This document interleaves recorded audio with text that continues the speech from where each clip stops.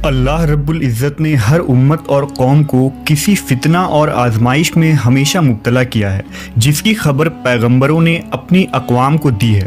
امت محمدیہ کے لیے ایک بڑی آزمائش وحشی اور درندہ صفت قوم کے خروج کی شکل میں لکھ دی گئی ہے، جس کے وقوع پذیر ہونے میں کوئی شک نہیں۔ آخری نبی محمد صلی اللہ علیہ وسلم نے احادیث مبارکہ میں اس فتنے کی خبر نہایت ہی وضاحت کے ساتھ دی ہے۔ اس وحشی قوم کا نام یاجوج ماجوج ہے۔ یہ وہ قوم ہے جس کی پیشن گوئی نہ صرف نبی صلی اللہ علیہ وسلم نے کی، بلکہ توریت و انجیل میں بھی اس قوم کا ذکر ملتا ہے، جسے گوگ اینڈ میگوگ کہا گیا ہے۔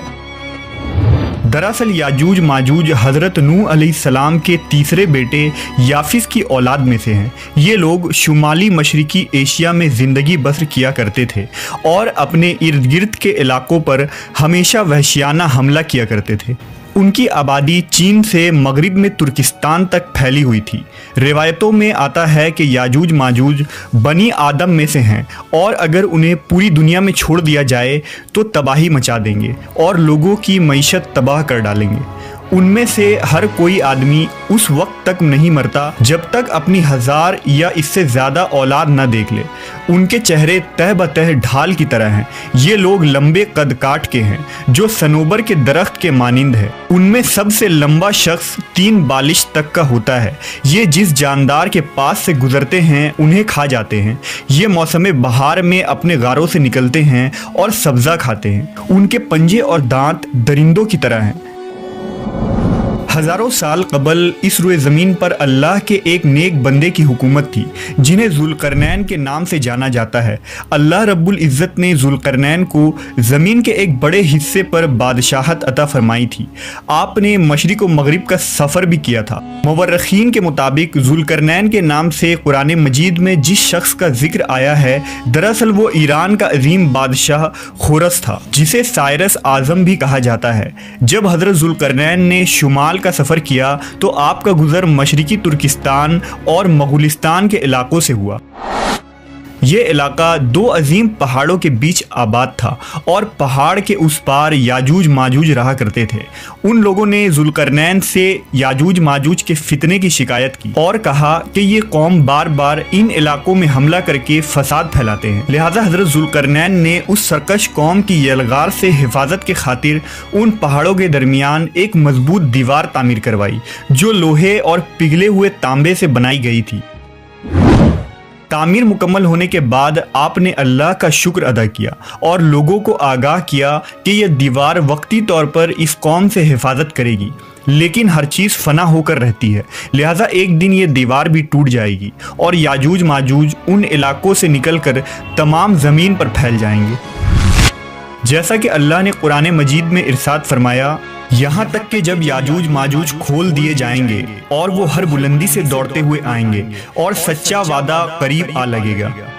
حضرت ابو ہریرہ سے روایت ہے کہ رسول اللہ صلی اللہ علیہ وسلم نے فرمایا، پھر وہ دیوار توڑ کر لوگوں پر نکل آئیں گے، سارا پانی پی جائیں گے، لوگ قلعہ بند ہو جائیں گے، وہ ہر ٹیلے سے بھاگتے ہوئے آئیں گے، ان کے اگلے افراد بحر تبریہ سے گزریں گے تو اس کا سارا پانی پی جائیں گے، اور ان کے آخری افراد وہاں سے گزریں گے تو کہیں گے کہ کبھی یہاں پانی ہوا کرتا تھا، اور حضرت عیسیٰ علیہ السلام اور ان کے ساتھی محصور ہو جائیں گے، یہاں تک کہ بیل کا سر تمہارے موجود 100 دیناروں سے بھی زیادہ قیمتی ہوگا۔ وہ اپنے تیر آسمان کی طرف پھینکیں گے، جنہیں اللہ خون لگا کر نیچے پھینکے گا، تو وہ کہیں گے ہم نے آسمان والوں پر بھی غلبہ پا لیا ہے، جس طرح ہم اہل زمین پر غالب ہیں۔ ایک روایت میں ہے کہ بے شک یاجوج ماجوج روزانہ دیوار توڑتے رہتے ہیں۔ جب وہ مکمل ٹوٹنے کے قریب ہوتی ہے تو انہیں سورج کی شعاعیں نظر آتی ہیں۔ اتنے میں ان کا بڑا کہتا ہے، چلو باقی کل توڑیں گے، تو اگلے دن اللہ اس دیوار کو پہلے سے بھی مضبوط بنا دیتا ہے۔ جب ان کی قید کی مدت ختم ہو جائے گی اور اللہ انہیں لوگوں کے سامنے ظاہر کرنا چاہے گا، تو اس دن جب وہ سورج کی شعاعیں دیکھیں گے تو ان کا بڑا کہے گا، چلو انشاءاللہ باقی کل توڑیں گے۔ جب وہ اگلے دن آئیں گے تو انشاءاللہ کہنے کی برکت سے دیوار اتنی ہی ہوگی جتنی چھوڑ کر گئے تھے۔ یوں وہ باقی دیوار توڑ کر باہر آ جائیں گے۔ دیوار توڑ توڑنے کے بعد یہ زمین میں خوب قتل و غارت گری کریں گے۔ یہ سب قیامت کے قریب ہوگا۔ حضرت عیسیٰ علیہ السلام ان کے لیے ہلاکت کی دعا فرمائیں گے تو اللہ ان کی گردنوں میں کیڑے پیدا فرمائے گا جس سے یہ فوراً مر جائیں گے۔ پوری زمین پر ان کی لاشوں کی بدبو پھیل جائے گی۔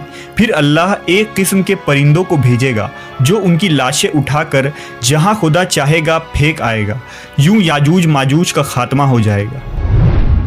مورخین اور محققین کے مطابق سرزمین قفقاز میں دریائے خزر اور دریائے سیاح کے درمیان ایک پہاڑوں کا سلسلہ ہے جو ایک دیوار کی طرح شمال اور جنوب کو ایک دوسرے سے الگ کرتا ہے۔ اس میں ایک دیوار کی طرح کا درہ بھی موجود ہے جو مشہور درہ داریال ہے۔ یہاں ایک قدیم تاریخی لوہے کی دیوار نظر آتی ہے۔ اس بنا پر بہت سے لوگوں کا نظریہ یہ ہے کہ دیوار ذوالقرنین یہی ہے، جبکہ کچھ مورخین دیوار چین اور دیوار ترمس کو دیوار ذوالقرنین مانتے ہیں۔ یہ تمام نظریات قیاس اور اندازوں پر مبنی ہیں۔ دیوار ذوالقرنین کہاں بنائی گئی ہے اور کہاں واقع ہے، اس کا علم صرف اللہ تبارک و تعالیٰ کو ہی ہے، اور وقت مقررہ پر اس دیوار کو یاجوج ماجوج توڑ کر نکل جائیں گے۔